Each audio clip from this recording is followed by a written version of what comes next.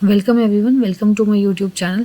अभी हमने commercial court act के ऑलमोस्ट सारे इंपॉर्टेंट चैप्टर्स जो हैं वो ऑलरेडी पढ़ लिए हैं। अब जो रिमेनिंग चैप्टर हैं, chapter number 4, chapter number 5, chapter number 6, chapter number 5 से हम जो शुरू करेंगे वो plus chapter number 6 plus chapter number 7 miscellaneous, ये तीनों इसी वीडियो में अपलोड हो जाएंगे।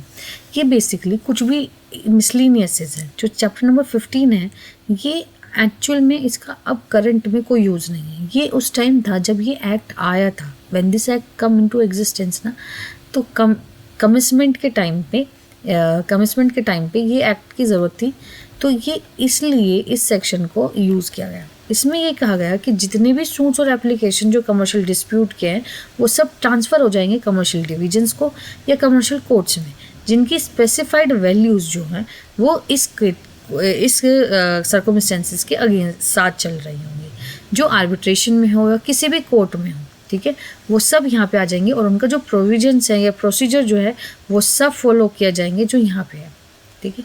उसमें कोई टाइमलेसलेस जो नई तरीके से आया है स्पीडी एफिशिएंट डिस्पोज ऑफ करने के लिए, वो सब चीज़ें जो है वो इस एक्ट के अंदर आ जाएंगी। वो सारे केसेस जो ऑलरेडी जो हैं वो कोर्ट्स में हैं या और आर्बिट्रेशन के लिए हैं, तो वो सब कहाँ ट्रांसफ़र हो जाएंगे? वो सब ट्रांसफ़र हो जाएंगे कमर्शियल कोर्ट्स में, है ना, अंडर कमर्शियल एक्ट्स, ठीक है, अंडर कमर्शियल एक्ट्स में जो यहाँ पे ट्रांसफ़र हो जाएंगे, ठीक है। ये बात कहता है चैप्टर नंबर 15, सिंपल सी बात कह दी। चैप्टर नंबर 6 जो है वो बात करता है amendment in the provision of CPC के कुछ अमेंडमेंट्स हुए हैं जो स्पेसिफाइड वैल्यूज़ को लेके, है ना, या शेड्यूल में जो इस यहाँ पे जो शेड्यूल एनेक्सेस हुई है ना, यहाँ पे एक ही शेड्यूल है, वो इसके एंड में दी गई है, वो उसमें कुछ अमेंडमेंट्स किए गए सीपीसी को लेके, वो यहाँ पे एनफोर्सेबल हो जाएंगे, ठीक है।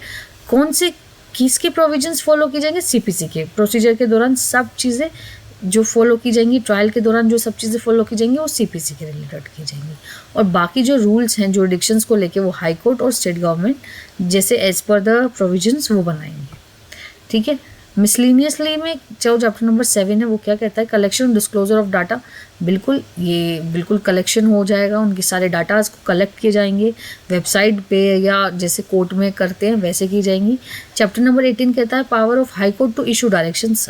बिल्कुल हाई कोर्ट के पास सारी पावर है और हाई कोर्ट ही है जो डायरेक्शंस इशू करेगी, ठीक है। Infrastructure facilities state government provide करेगी जो भी नेसेसरी होंगी, यहाँ पे commercial division of high courts या कमर्शियल कोर्ट्स में वो चीज़ प्रोवाइड की जाएगी।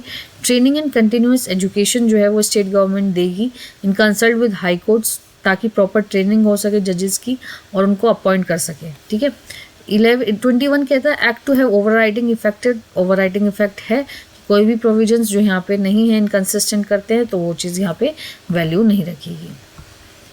सेंट्रल गवर्नमेंट 21A में मेन पावर्स बनाएगी, सारी पावर्स की जो है वो सेंट्रल गवर्नमेंट के अंडर है, वही सारे रूल्स बताएगी कि किस मैनर में प्रोसीजर में प्री इंस्टीट्यूशन होना चाहिए या जो भी चीज़ें हैं यहाँ पे ये सब चीज़ सेंट्रल गवर्नमेंट बनाएगी।